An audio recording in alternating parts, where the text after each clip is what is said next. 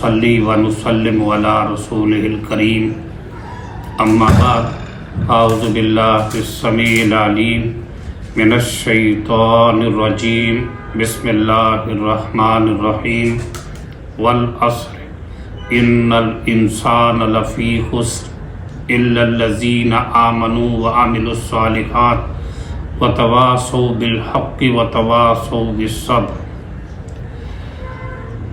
حضرات ذی وقار معزز سامعین و ناظرین، تمام قسم کی اعلیٰ تعریفات، تحمیدات و تمجیدات مالک کائنات کی ذات گرامی کے لیے لائق و زیبا ہیں کہ جس مالک الملک نے اکیلے یہ ساری کائنات کو پیدا کیا اور وہ اکیلا ہی اس کائنات کا معبود و مسجود علام الغیوب ہے، اسی کی قدرت ہر جگہ موجود ہے۔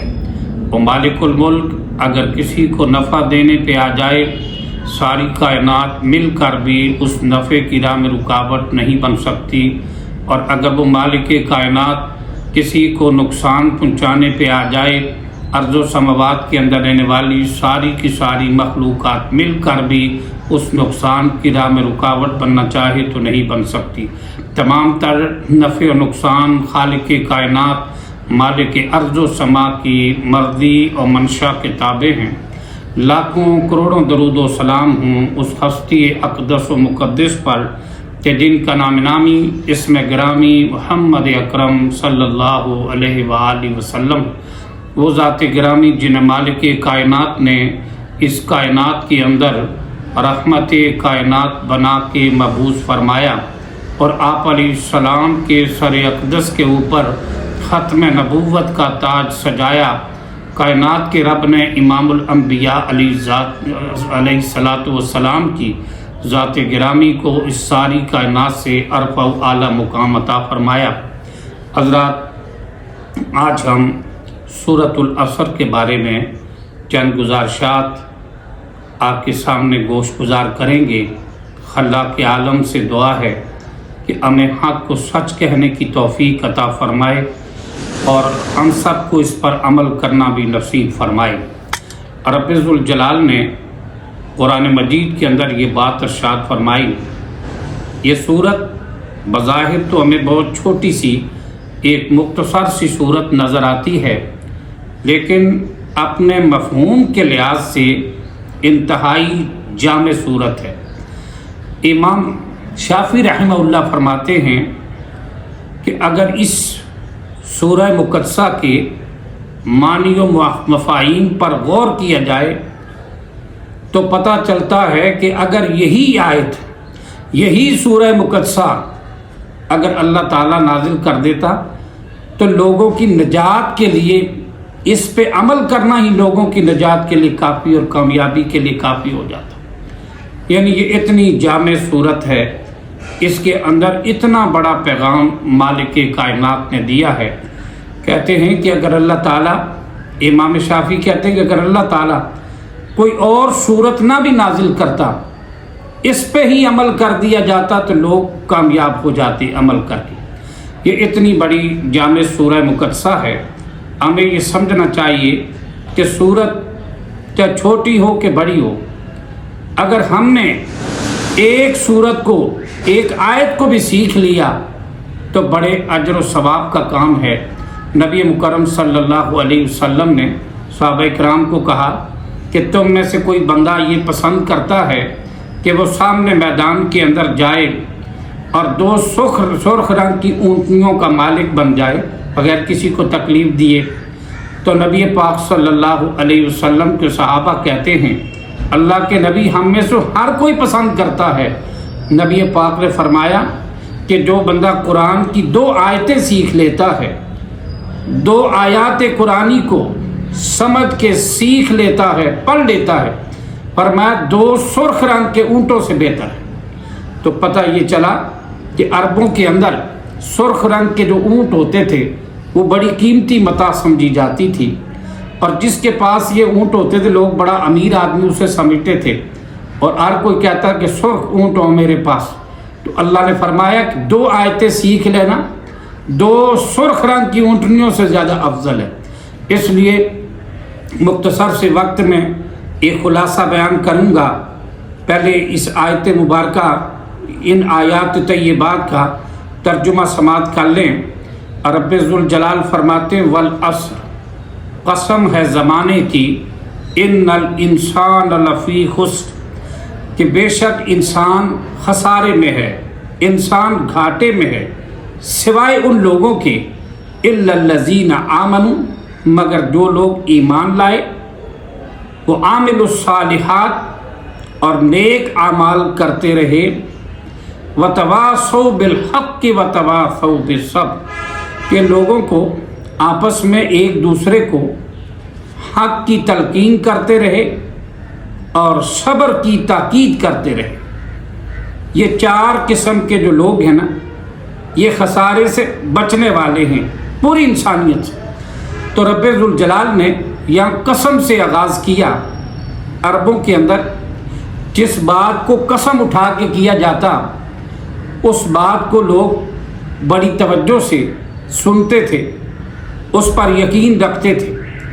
تو یہاں پر رب ذوالجلال نے اسی اسلوب کے اندر قسم ہے زمانے کی، اللہ فرماتے زمانے کی قسم ہے کہ انسان خسارے میں ہے۔ ہر انسان، یہاں پر رب ذوالجلال نے لفظ انسان بولا ہے کہ پوری کائنات کے جتنے بھی انسان ہیں ان سب کو خطاب کیا ہے کہ انسان نقصان میں ہے۔ لیکن قسم، یہاں پر تھوڑی سی بات کہ اللہ نے قسم اٹھائی اس سورت کے شروع میں۔ اب قسم جو ہے جب بھی اٹھائی جائے تو رب ذوالجلال کی اٹھائی جائے، اور رب ذوالجلال اس کائنات کا خالق و مالک ہے۔ مالک کائنات نے قرآن میں بہت ساری چیزوں کی قسمیں اٹھائی۔ اللہ رب العالمین کہیں تین کی قسم اٹھاتے ہیں، کہیں والزیتون کہتے ہیں، کہیں طور سینا کی قسم اٹھاتے ہیں، کہیں امن والے شہر مکہ کی قسم اٹھاتے ہیں۔ بہت ساری چیزوں کی اللہ نے قسمیں اٹھائی ہیں، لیکن نبی مکرم صلی اللہ علیہ وسلم نے فرمایا کہ جب بھی قسم اٹھائی جائے تو رب ذوالجلال کی اٹھائی جائے، اللہ کے سوا کسی کی قسم نہ اٹھائی جائے۔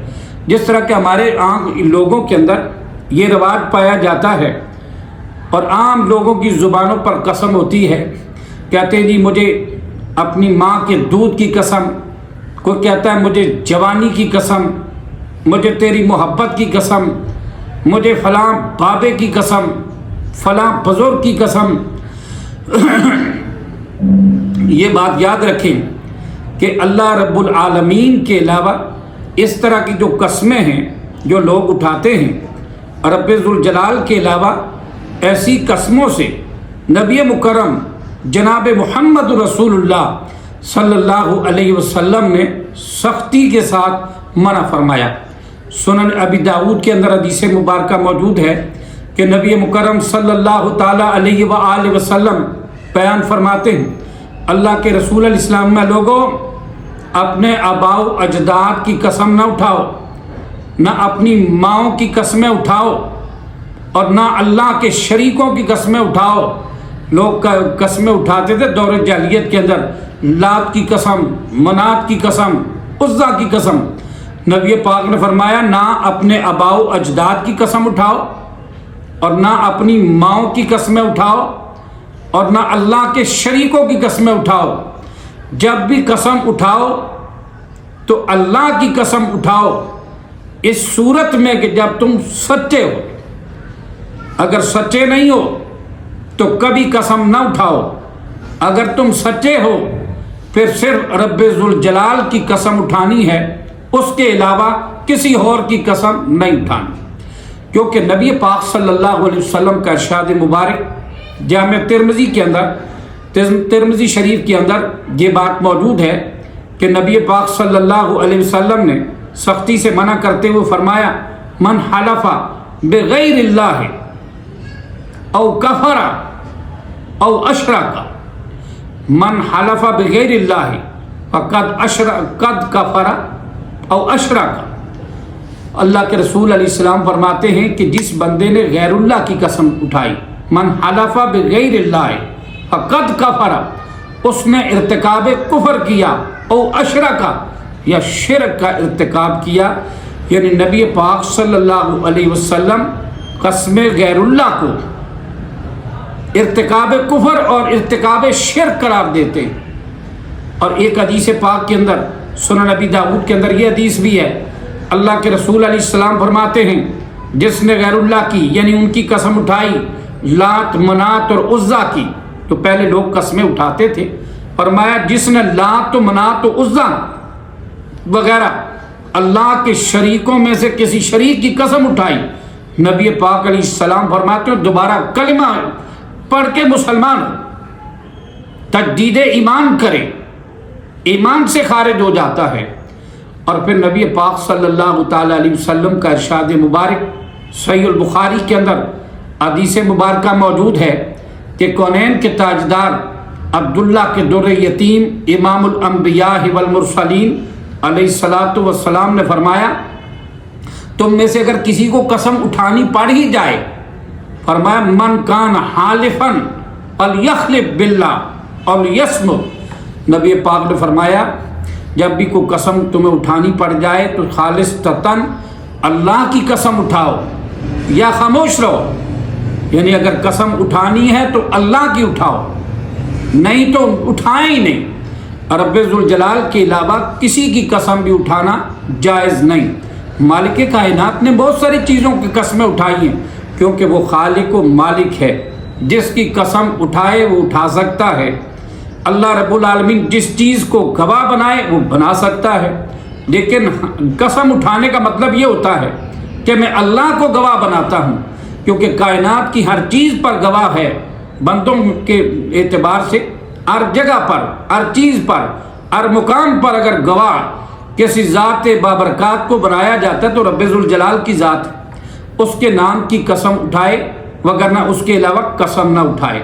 ویسے جو لوگ چھوٹی چھوٹی باتوں پر قسمیں اٹھاتے رہتے ہیں، بعض ایسی قسمیں ہیں قرآن مجید کے اندر سورہ المائدہ کے اندر جن قسموں کا ذکر موجود ہے کہ جس طرح لوگ قسم اٹھاتے ہیں، تو رب ذوالجلال فرماتے ہیں کہ اللہ تعالیٰ جو یمین قسمیں ہیں عام طور پر زبان زد عام پر ہوتی ہیں، اور رب ذوالجلال ان قسموں کا مواخذہ نہیں کرے گا، لیکن جو دل سے سچے دل سے قسم اٹھائی ہے تو ایسی قسم کا مواخذہ ہوگا۔ اور اگر وہ قسم اٹھا لی اور پھر وہ قسم پر پورا نہ اتر سکے، قسم کو توڑنا پڑ جائے، تو قسم کا کفارہ ادا کیا جائے۔ قسم کا کفارہ کیا ہوتا ہے؟ قرآن مجید فرقان حمید کے اندر سورہ المائدہ کے اندر رب ذوالجلال نے اس کے کفارے کا جو ذکر کیا، 4 قسم کے کفارے کا ذکر ہے، آپ کفارہ دے سکتے ہیں۔ قرآن مجید کے اندر اللہ تعالیٰ نے فرمایا قسم کا کفارہ تو ایک ہے، ایک کفارہ یہ ہے کہ 10 مسکینوں کو کھانا کھلایا جائے، یا 10 مسکینوں کو کپڑے پہنائے جائیں۔ 10 مسکینوں کو جو کھانا کھلانا ہے وہ درمیانہ کھانا جو اپنے گھر والوں کو کھلاتے ہو عام روٹین کے اندر، وہ 10 مسکینوں کو کھانا کھلائے، یا اسی طرح کے 10 لوگوں کو کپڑے پہنا دے، یا ایک غلام آزاد کر دے۔ اگر اس کے پاس یہ بھی نہیں ہے تو 3 دن کے لگاتار روزے رکھے۔ یہ ہے قسم کا کفارہ۔ یہ قسم کا کفارہ جو رب ذوالجلال نے قرآن مجید کے اندر بیان کیا، ان 4 کاموں میں سے ایک کام کرنے سے قسم کا کفارہ ادا ہو جاتا ہے۔ اور ہمیں کوشش کرنی چاہیے کہ قرآن و سنت کے مطابق عمل کرتے ہوئے رب ذوالجلال ہی کی قسم اٹھائیں جب ہم سچائی پر کھڑے ہوں، اور اگر سچے نہیں ہو تو کبھی قسم اٹھانے کی کوشش نہ کرنا۔ اب آگے فرمایا والعصر ان الانسان لفی خسر، بے شک انسان خسارے میں ہے، انسان گھاٹے میں ہے۔ اور 4 قسم کے لوگ کہا الا الذین آمنوا وعملوا الصالحات، مگر وہ لوگ گھاٹے میں نہیں ہیں۔ کون سے لوگ؟ آمنو، جو ایمان لائے۔ اور ایمان کیا ہے؟ اس بات کو سمجھنا ہے، ایمان کے معنی ہوتے ہیں یقین کرنا، ایمان کے معنی ہوتے ہیں بلیو کرنا، ایمان کے معنی ہوتے ہیں تسلیم کرنا، ایمان کے معنی ہے مان لینا۔ تو نبی پاک صلی اللہ تعالیٰ علیہ وآلہ وسلم کے بارے میں صحیح مسلم کے اندر یہ حدیث مبارکہ موجود ہے. حدیث جبریل کے اندر تفصیل کے ساتھ یہ بات بیان ہوئی ہے کہ حضرت فاروق اعظم رضی اللہ تعالیٰ عنہ بیان کرتے ہیں کہ ہم نبی پاک صلی اللہ علیہ وسلم کے پاس تھے تو ایک سفید، بہت زیادہ سفید لباس والا ایک شخص اور سیاہ بالوں والا انسانی شکل میں وہ بندہ کوئی آیا، اور وہ جبریل تھے. نبی پاک صلی اللہ علیہ وسلم کے پاس آئے انسانی شکل کے اندر، اور نبی پاک علیہ السلام کی رانوں کے اوپر ہاتھ رکھ کے ہمیں مل ایمان، ایمان کیا چیز ہے؟ تو نبی پاک صلی اللہ تعالیٰ علیہ وآلہ وسلم سے فرمایا کہ اس چیز پر ایمان رکھنا. فرمایا کہ اللہ پر ایمان رکھنا، اللہ کو برحق ماننا، اللہ پر ایمان لانا، اللہ کی کتابوں پر ایمان لانا، اللہ کے فرشتوں پر ایمان لانا، اللہ کے رسولوں پر ایمان لانا، اور حیات بعد الممات، مرنے کے بعد دوبارہ جی اٹھنے پر ایمان لانا، اللہ کی اچھی اور بری تقدیر پر ایمان لانا. تقدیر کا اختیار رب ذوالجلال کے پاس ہے ساری چیزوں کا، اور ان چیزوں پر ایمان لانا، ان چیزوں کو دل کی گہرائیوں سے سچے دل سے تسلیم کرنے کا نام ایمان ہے. اور ایمان، کلمہ ایمان کا اقرار اگر کوئی بندہ زبان سے کرتا ہے اور دل سے اس کی تصدیق نہیں کرتا، اوپر سے کلمہ پڑھتا ہے، اندر سے ایمان کی اندر سے تصدیق نہیں کرتا، ایسا شخص منافق ہے. اور جو بندہ ایمان کا اقرار زبانی کرتا ہے اور دل سے تصدیق نہیں کا، پہلی بات ہے کہ جو بندہ ایمان کا اقرار زبان سے نہیں کرتا، پہلی بات یہ سمجھیں کہ ایمان سے یعنی زبان سے اقرار نہیں کرتا. اگر زبان سے اقرار نہ کرے تو ایسا شخص کافر ہے. اگر زبان سے اقرار کرتا ہے اور دل میں اس کی تصدیق نہیں، ایسا شخص منافق ہے. اور جو شخص زبان سے اقرار بھی کرتا ہے ایمان کا اور دل میں اس کی تصدیق بھی کرتا ہے، اس کے مطابق عمل نہیں، ایسا شخص فراڈیا ہے، بے روپیہ کہہ سکتے ہیں اس کو. اس کے ایمان لانے کا بھی کوئی فائدہ نہیں. اس لیے کہ خسارے سے بچنے کے لیے ایمان لانا، ایمان لانے کے بعد نیک اعمال کرنا ضروری ہے. اب یہاں پر یہ بات آمنو پر میں تھوڑی سی بات بتا دوں کہ ایمان کی ڈیفینیشن تو آپ سمجھ چکے کہ ایمان کس چیز کو کہتے ہیں. نبی پاک صلی اللہ تعالیٰ علیہ وسلم سے ایک دن ایک صحابی سیدنا ابو ذر غفاری رضی اللہ تعالیٰ عنہ نے پوچھا، اللہ کے نبی ہمیں کیسے پتہ چلے گا ہمارے اندر ایمان موجود ہے کہ نہیں؟ نبی پاک صلی اللہ علیہ وسلم نے ایمان کو چیک کرنے کا ایک فارمولہ بتایا. اللہ کے رسول علیہ السلام نے فرمایا جب ایمان والا بندہ کوئی نیکی کا کام کرتا ہے، اس کے دل کے اندر ایک چھوٹی سی قلبی فرحت ہوتی ہے. نیکی کا کام کرنے کے بعد وہ خوشی کی لہر اس کے اندر دوڑ جاتی ہے دل کے اندر. فرمایا سمجھ لو کہ یہ بندہ اہل ایمان ہے اور اس کے اندر ایمان موجود ہے. اور اہل ایمان بندے سے جب غلطی و خطا ہو جاتی ہے، جب اس سے کوئی گناہ ہو جاتا ہے، تو نبی پاک صلی اللہ علیہ وآلہ وسلم فرماتے ہیں اس کو کسی نے گناہ کرتے ہوئے نہیں دیکھا، گناہ کی حالت میں کسی نے نہیں دیکھا، اندر ہی اندر میں وہ پریشان ہو گیا، اس کے دل کے اندر ندامت پیدا ہو گئی. اللہ کے رسول علیہ السلام نے فرمایا سمجھ لو کہ اس بندے کے اندر ایمان موجود ہے. کہتے ہیں نا اس دل پہ خدا کی رحمت ہو جس دل کی حالت ہوتی ہے ایک بار خطا ہو جاتی ہے 100 بار ندامت ہوتی ہے. اگر یہ ندامت اور یہ خوشی، یہ دو چیزیں اس کے قلب کے اندر موجود ہیں، تو نبی پاک علیہ السلام فرماتے ہیں سمجھ لو کہ اس بندے کے اندر ایمان موجود ہے. یہ ایمان چیک کرنے کا طریقہ بتا دیا۔ اور پھر نبی پاک صلی اللہ علیہ وسلم کا ارشاد گرامی صحیح مسلم کے اندر حدیث پاک ہے، اللہ کے رسول صلی اللہ علیہ وسلم نے فرمایا اگر برائی کو تم دیکھتے ہو سامنے نگاہوں کے، اگر تم طاقت رکھتے ہو اس برائی کو ہٹانے کی، اپنے ہاتھ سے اسے روکو۔ اللہ کے رسول نے فرمایا اگر ہاتھ سے روکنے کا تمہارے پاس اختیار نہیں، تمہارے پاس اتھارٹی نہیں، تمہارے پاس قوت نہیں، فرمایا پھر اسے زبان سے سمجھاؤ، زبان سے سمجھاؤ۔ اگر تم ایسی طاقت بھی نہیں رکھتے، اتنا بھی تم اختیار نہیں، تمہارے پاس زبان سے کہنے کی بھی اتھارٹی نہیں کہہ سکتے، فرمایا اس کو دل سے برا جانو، فرمایا دل کے اندر اس کو برا جانو، ذالک اضعف الایمان۔ نبی پاک صلی اللہ علیہ وسلم نے فرمایا کہ یہ ایمان کا کمزور ترین درجہ ہے کہ برائی کو سامنے دیکھ کر، گناہ کو سامنے دیکھ کر دل کے اندر اظہار نفرت ہو اور دل کے اندر بندہ برا جانے اس کو۔ نبی پاک صلی اللہ تعالی علیہ وآلہ وسلم فرماتے یہ ایمان کا کمزور ترین درجہ یہ ہے۔ اگر کوئی بندہ گناہ کو آنکھوں سے دیکھ رہا ہے اور نہ ہی اسے ہاتھ سے روک رہا ہے، نہ سمجھا رہا ہے، اور دل سے کے اندر بھی اسے برا نہیں جانتا، تو سمجھ لو کہ اس کے اندر ایمان موجود نہیں۔ اور ایمان شرم و حیا کا نام ہے۔ نبی پاک نے فرمایا ایمان کا جز شرم و حیا ہے، اور جس کے اندر شرم و حیا نہیں، سمجھ لو کہ اس کے اندر ایمان نہیں۔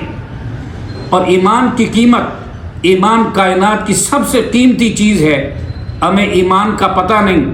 اگر ایمان کی قدر و قیمت پوچھنی ہے ان اصحاب محمد سے پوچھو کہ جنہوں نے ایمان کی خاطر اپنا سب کچھ قربان کیا، جنہوں نے ایمان کو بڑی مشکلوں سے، بڑی مصیبتوں سے، بڑے دکھوں سے، بڑی آزمائشوں سے ایمان کو انہوں نے قبول کیا۔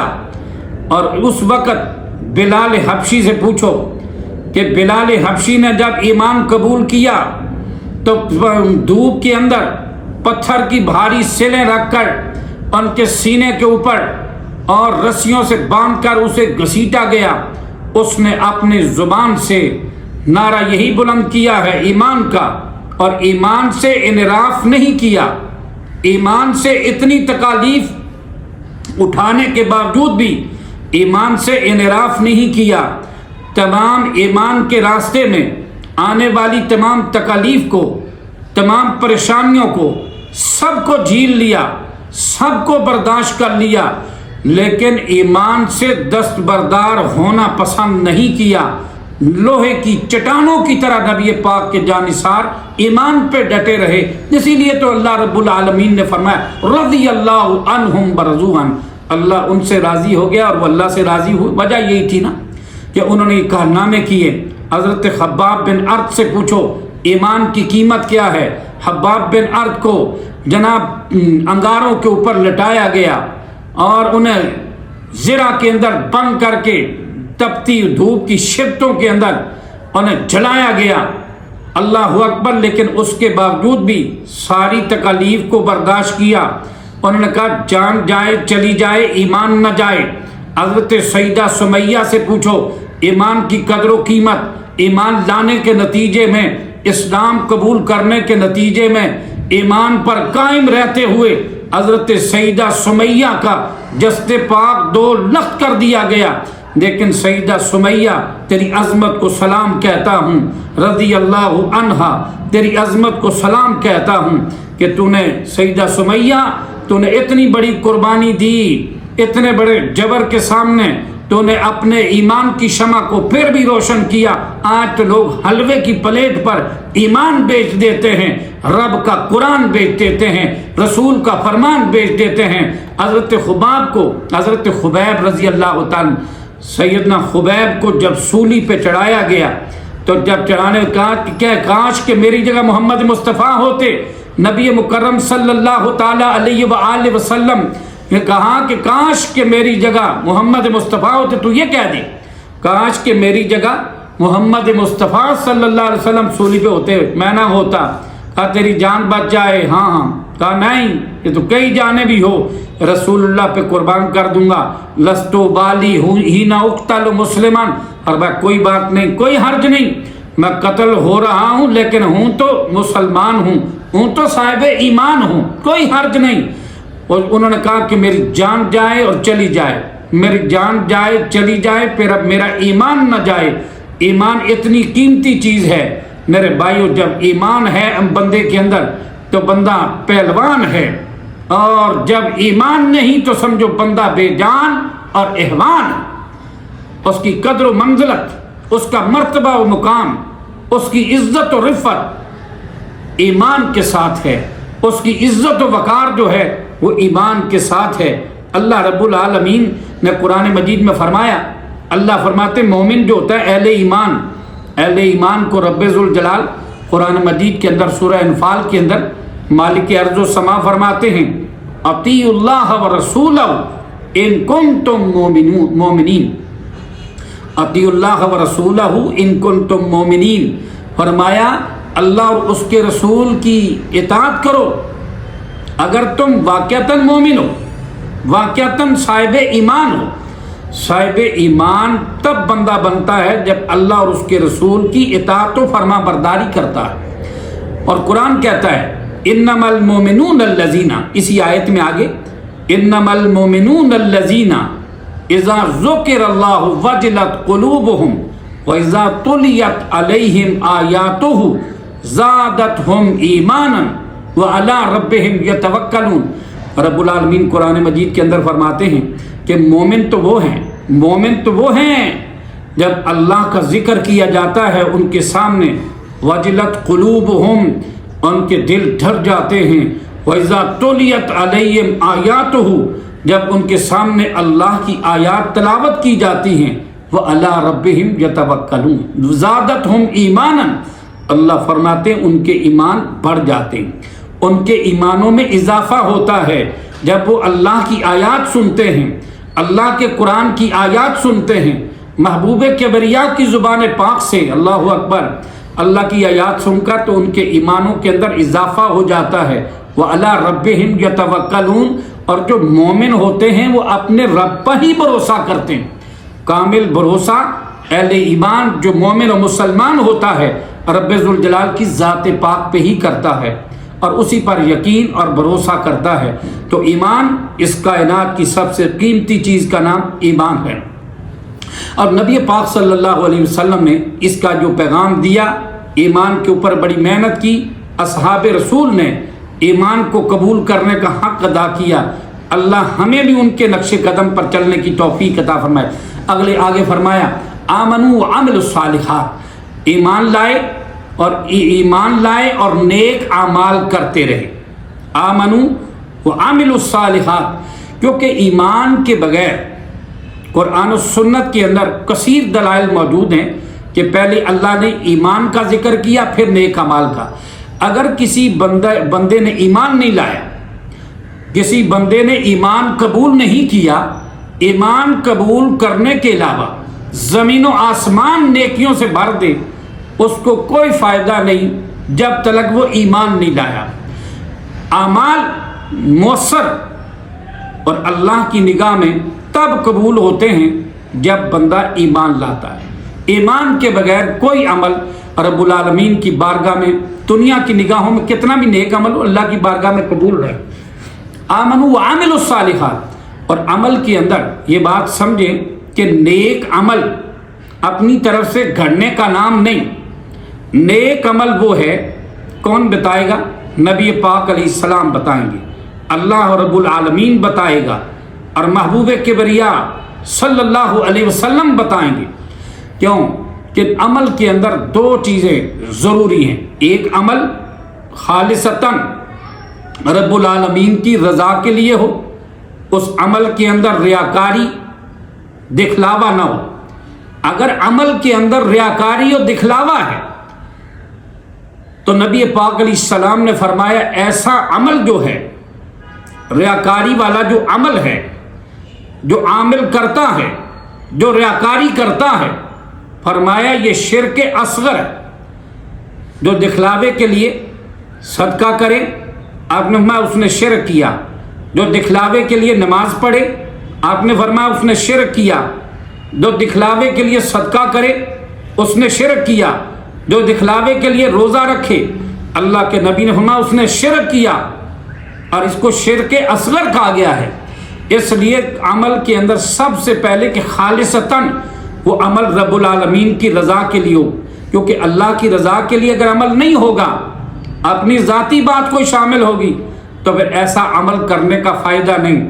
سیدنا علی رضی اللہ تعالی عنہ کا وہ بڑا معروف واقعہ ہے، ایک کافر کو جب انہوں نے گرا لیا اللہ کی رضا کے لیے، یہ عمل کرنے لگے، اس کو قتل کرنے لگے کافر کو، اور نیچے سے اس نے سیدنا علی رضی اللہ تعالی عنہ کے چہرہ اطہر کے اوپر تھوک دیا۔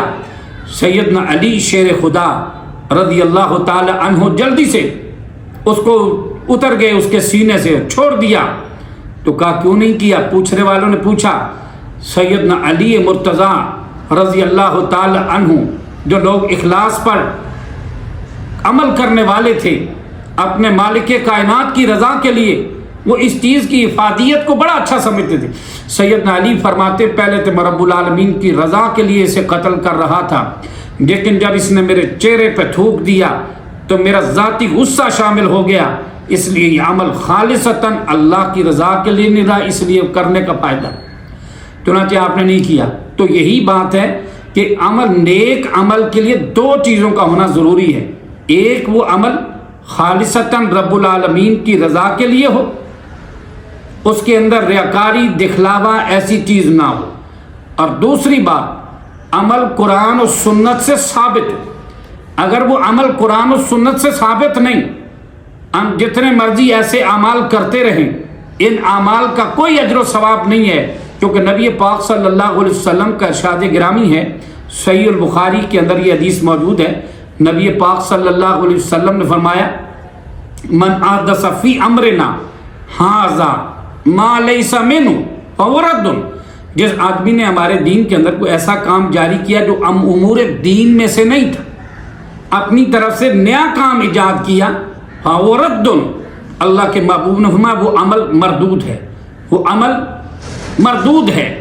اور پھر دوسری حدیث مبارکہ میں صحیح مسلم کے اندر یہ حدیث پاک موجود ہے، نبی مکرم صلی اللہ تعالی علیہ وآلہ وسلم فرماتے ہیں من عمل عملا لیس علیہ امرنا فہو رد۔ جس آدمی نے وہ عمل کیا جس کے اوپر ہمارا عمل نہیں، جس آدمی نے ایسا عمل کیا جس پر ہمارا، من عمل عملا لیس علیہ امرنا، جس پر ہمارا حکم نہیں، فہو رد، وہ عمل رب العالمین کی بارگاہ میں مردود ہے۔ پھر اس طرح امام بغوی رحمۃ اللہ علیہ نے شرح سنہ کے اندر اس روایت کو نقل کیا، فرمایا من احدث فی دیننا ھذا ما لیس منہ فہو رد، جس نے ہمارے دین کے اندر ایسا کوئی عمل کیا، ہمارے دین میں ایسا عمل کیا جو اپنی طرف سے نیا ایجاد کیا، جو ما لیس منہ، جو اس میں سے نہیں، امور شریعت میں سے، فہو رد، فرمایا وہ رد کیے جانے کے قابل ہے۔ کیونکہ قرآن پاک کے اندر سورہ محمد کے اندر رب العالمین فرماتے ہیں یا ایھا الذین آمنوا اطیعوا اللہ واطیعوا الرسول ولا تبطلوا اعمالکم، اے ایمان والو اللہ کی اطاعت کرو اور اس کے رسول صلی اللہ علیہ وسلم کی اطاعت کرو، اور اس سے انحراف کر کے اپنے اعمال کو باطل نہ کرو۔ پتہ یہ چلا کہ عمل اگر خالصتاً رب العالمین کی رضا کے لیے نہیں تو عمل اللہ کے ہاں میں باطل ہے، اور وہ دینی فریضہ، دین کے اندر وہ عمل اگر اس عمل کی دلیل کتاب و سنت سے نہیں تو وہ عمل بھی اللہ کے ہاں مردود ہے۔ اور پھر میں آمنوا وعملوا الصالحات، آمنوا وعملوا الصالحات، ایمان لائے اور نیک اعمال کیے، یہ لوگ خسارے سے بچنے والے۔ وتواصوا بالحق وتواصوا بالصبر، اور فرمایا وہ آپس میں ایک دوسرے کو حق بات کی تلقین کرتے ہیں۔ اہل ایمان کی اور خسارے سے بچنے والے انسانوں کی علامت یہ بیان فرمائی کہ وہ حق بات کی تلقین کرتے ہیں۔